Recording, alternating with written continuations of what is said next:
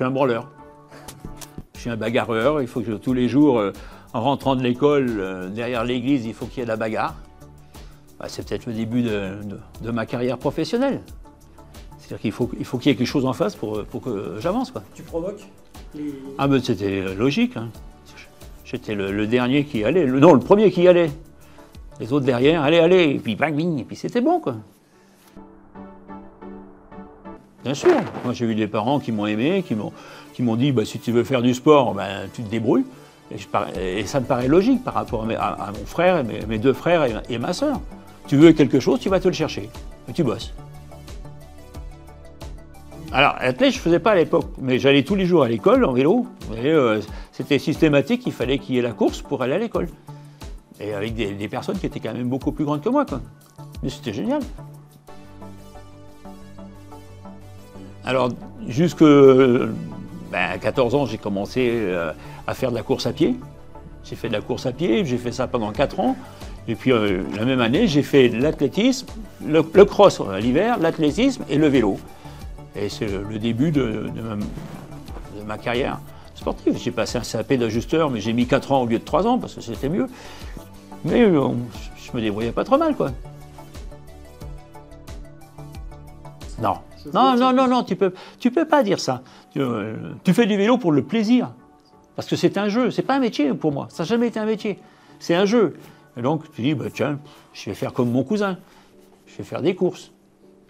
Et puis, la première course que j'ai faite, j'ai dit à ma mère, le matin, je vais te ramener un bouquet. Et ma mère m'a dit, espèce d'innocent, comme pour dire, t'es pas con, toi. Tu vas gagner la première course. Et puis, quand je suis rentré à la maison, je dis, maman, je t'avais promis un bouquet. Non, parce que quand on parle tout à l'heure d'avant 10 ans, le vélo, pour moi, c'était du jeu, c'était du plaisir, c'était vraiment, comment dire ça? Ouais, le plaisir, quoi. C'était pas, je me répète, mais c'était pas un métier. J'y pensais même pas, même tout au long de ma vie. Pour moi, le vélo, ça n'a jamais été un métier. De m'amuser, de faire ce que j'ai envie, de jouer avec les autres. Parce que finalement, c'est ça. Quand tu arrives à Liège, à la flèche, à Gand-Wevelgem, la première course importante que je gagne, j'ai des équipiers avec moi qui me disent, bon, nous, on n'est pas trop en forme, allez, fais ce que tu veux, quoi. Et je me retrouve devant et je vais chercher la victoire. Et à partir de là, tu dis, c'est pas si mal, finalement. Peut-être qu'on pourrait faire un peu mieux. Et puis, 4 jours après, tu gagnes à Liège-Bastogne-Liège. Mais quand j'arrive au départ de Liège-Bastogne-Liège, je ne suis pas sûr de gagner. Je ne suis pas sûr. Et là, les circonstances de course, je suis avec les meilleurs. Je suis avec Merckx, De Vlaminck, Verbeek, Godefroot, Dierix. C'est encore 7 ou 8, quoi. Et Dierix s'attaque. Et je le suis. Bon, après tout, on va voir. Hein. Mais vraiment, tu ne penses pas que tu vas aller gagner. Et après, dans le sprint, Cyril était dans le virage avant d'attaquer la ligne droite d'arrivée, il me dit « Maintenant !» Et puis, quand il m'a dit « Maintenant », il faut y aller, quoi. Et Dierix, je le bats d'une demi-roue, quoi. Et là, ça commence. Ça commence vraiment à être des grands moments. Et on attaque le Dauphiné. Bon, il y a cette chute dans le Dauphiné parce que j'ai pas su prendre le bon virage. Il faut peut-être qu'on apprenne à virer, quand même. Mais avant, je connaissais pas la montagne, moi. Je savais pas ce que c'était, vraiment, quoi. Et à partir de là, ça s'enchaîne les unes sur les autres, avec un programme qu'on avait fait avec Cyril au départ, où en 76, quand on s'est rencontrés, on dit voilà, on va faire ça, ça, ça, ça, pour arriver à 78 à gagner le Tour. Et c'est ce qui a été fait après. Et on enchaîne les victoires jusqu'aux 30 ans, quoi. Oui, pour le vélo, c'est peut-être les plus belles années. Et toutes les années que tu vis sont magnifiques, parce que c'est des choses tout à fait différentes à chaque fois. Mais c'est vrai que quand tu gagnes comme là pendant ces 10 ans, tu as une équipe, tu as une joie entre tous les mecs, les mécanos, les kinés, c'est tout un ensemble, c'est pas simplement toi. C'est cette vie un petit peu où, je dirais presque que tu es un peu hypocrite, parce que tu ne penses pas à ta famille. Ma femme, j'étais parti presque 9 mois sur 12, entre les entraînements, la course et tout, donc c'est autre chose, quoi. Mais tu n'en as pas conscience, tu t'en fous. Tu t'en fous complètement. Toi, tu es là pour t'amuser, tu es là pour courir, pour gagner. Le sport, c'est un jeu.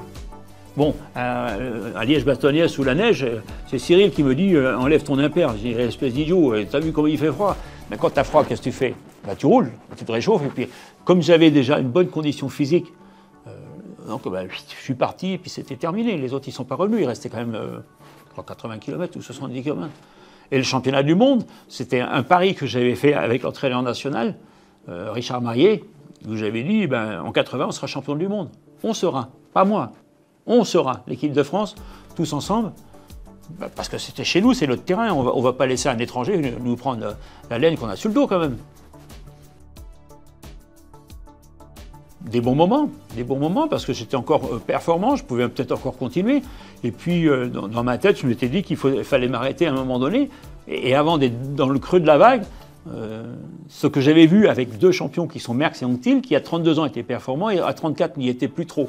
Donc j'ai dit, tu t'arrêtes avant. L'image de tes champions qui sont tes idoles doit te servir. Et donc tu dois préparer ta reconversion. Et moi, je me suis arrêté en faisant la fête, parce qu'il ne fallait pas que ce soit un enterrement. C'est complètement con. Donc on a fait la fête pendant 3 jours. Et de là, je suis rentré dans la vie active.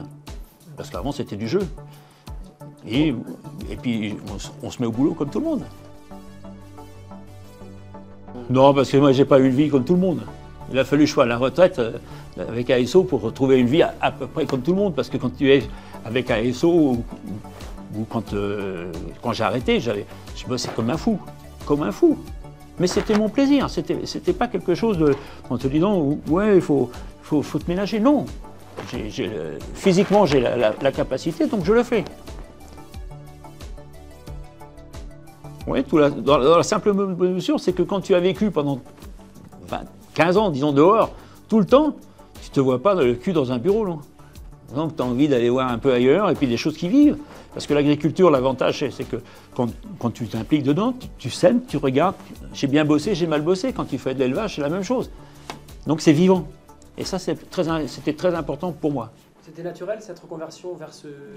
Du fait que j'avais un cousin qui était technicien en supérieur en agriculture, moi, je n'étais pas un paysan au départ.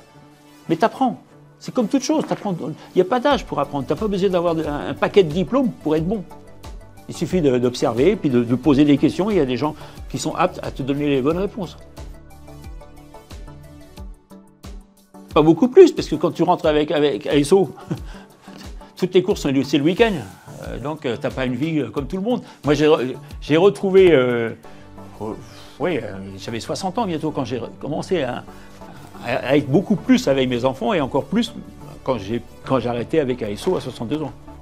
Et justement, je me suis arrêté à 62 ans parce que je voulais voir mes petits-enfants, mon petit-fils à l'époque, puisqu'il n'y en avait qu'un, grandir, chose que je n'avais pas fait avec mes enfants. Et j'ai retransmis, et j'ai réfléchi surtout à ce que mon grand-père avait fait pour moi. Mon grand-père, comme on habitait dans une grande longère tous ensemble, j'ai vécu beaucoup de temps avec mon grand-père. Je partageais des moments avec mon grand-père. Et j'ai dit, tu n'as pas le droit de les priver, donc tu vas faire ça avec tes petits-enfants, si tu n'as pas fait avec tes enfants. Et puis maintenant, avec les enfants, c'est sûr que le fait de pouvoir avoir plus de temps à leur consacrer, c'est génial. Ben oui, ça me prenait quand même 140 jours par an, quoi. Et beaucoup de week-ends, et c'est ça le problème. Il n'y a pas que la course, il y a aussi c'est les week-ends où tu n'es pas à la maison, quoi. Tu t'en fous. Tu t'en fous complètement. Tu vis pas pour eux, tu vis pour toi. Donc c'est quand même pas mal. Non, après les gens ils t'abordent, ils viennent te voir. Bon, c'est le championnat du monde, tu as l'occasion. Du fait d'avoir une notoriété, je dirais, petite, hein, c'est que tu peux rencontrer plein de gens. Tu rencontres des gens qui sont de différents milieux, des industriels, des journalistes, des anciens coureurs aussi. Et là, tu te dis, tiens, c'est pas mal. Enfin. Et puis surtout les gens qui te disent, alors en étant un peu vieux jeu, de ton temps. Non, c'était une période de la vie qui était comme ça, où on a fait ça, et puis aujourd'hui, il y a des jeunes qui font ça. Et on ne peut pas comparer. C'est la même chose, c'est toujours être à 100 à l'heure, du fait d'être avec ASO déjà, et puis de faire pas mal de choses, quoi. Moi j'ai 20 ans, c'est tout. À partir du moment où tu n'as pas de problème de santé, le reste c'est de la rigolade. C'est sûr, tu as un petit peu l'arthrose dans les poignets parce que tu as fait beaucoup de vélo. Mais quand tu n'as pas de soucis de santé, mais tu as 20 ans. Et le fait aussi de pouvoir être très souvent avec des jeunes, de ne pas être enfermé devant ta télévision en train de regarder, je regarde tous les jeux et tout ce que tu veux. Non. Non, non, moi j'ai encore une vie très active, quoi. Moi je fais de la voiture, j'étais au championnat du monde, j'étais en voiture, j'ai fait aller-retour 2000 bornes. En 2 traits, en 2 traits. Donc tu vois, quand tu peux faire encore ces choses-là sans avoir le moindre souci de fatigue, rien du tout, c'est l'Amérique, quoi. Bien. Bien, bien, mais je te dis que j'ai pas de problème de santé. Déjà, rien que ça, c'est le plus important de tout. T'as jamais eu tes plein de gros trucs? Dans toute ma carrière, j'ai cassé des côtes, bien sûr, mais c'était pas dans le vélo. J'ai eu le nez cassé sur le vélo, mais autrement, j'ai rien. Des babioles, là. Bon, j'ai opéré de 2 hernies, mais c'est de la rigolade, c'est de la petite mécanique. T'es souvent malade ou pas trop? Ben, rarement. Tu penses que le vélo t'a aidé pour... Je pense que j'ai la base d'une très bonne santé. Et ça, c'est important. C'est peut-être pour ça que moi, je vais vivre jusqu'à 100 ans. Bah, de temps en temps, il faut bien... Bon, le professeur Garé, avec qui je m'entends super bien, qui est un cardiologue, on a dit ça serait sympa si tu me faisais faire un petit test cardiaque juste pour voir un peu si la machine, elle va bien, quoi. Et puis, j'ai fait les tests, je suis à 175% par rapport à la moyenne. Donc, le moteur va bien. Mais ça ne veut pas dire qu'il ne va pas s'arrêter demain, hein. On n'est que des êtres humains, on n'est pas des machines. Et ça, si ça se trouve, dans 10 minutes, je suis mort. Mais je serais mort de la bonne vie. J'aurais bien vécu. Mais j'ai une vie de rêve.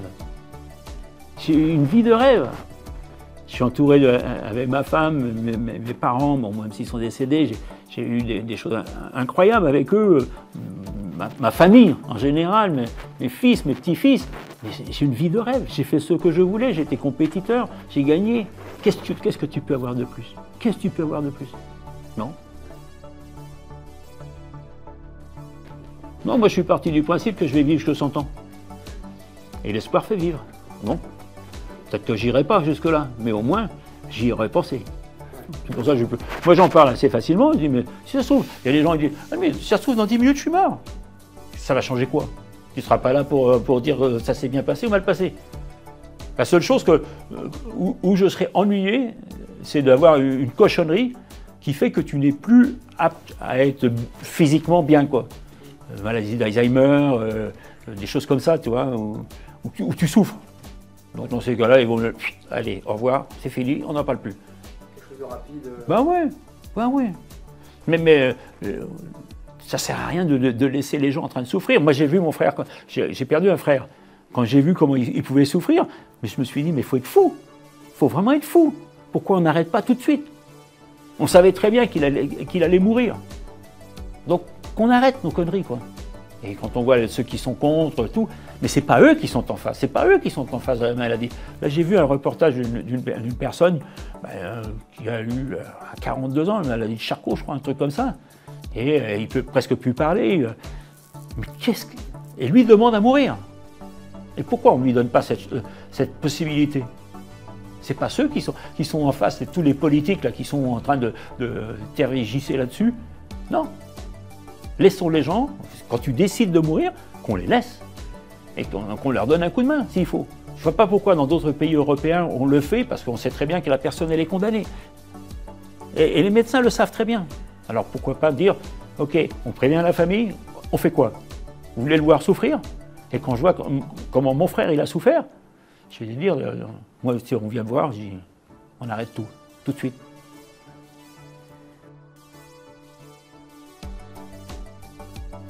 Ben, qu'ils soient courageux, puis qu'ils aiment ce qu'ils vont faire. Bon, s'ils ont la possibilité de faire du sport, ben, qu'ils s'éclatent, qu'ils se fassent plaisir. Mais c'est pas moi qui va choisir pour eux, pour mes petits-enfants, parce que c'est eux qui vont choisir.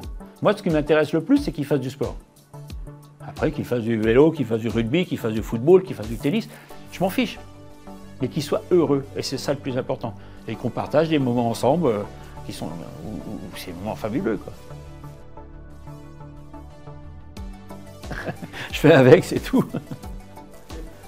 On va pas se poser la question. Hein. Tu les as, les 70 ans. Donc qu'on fasse la fête, c'est peut-être aussi bien que plutôt que de rester dans ton petit coin et t'emmerder, quoi. Autant partager un moment avec des amis. En tout cas, t'es un heureux septuagénaire. Ah bah oui. Ça se voit sur ma gueule, non?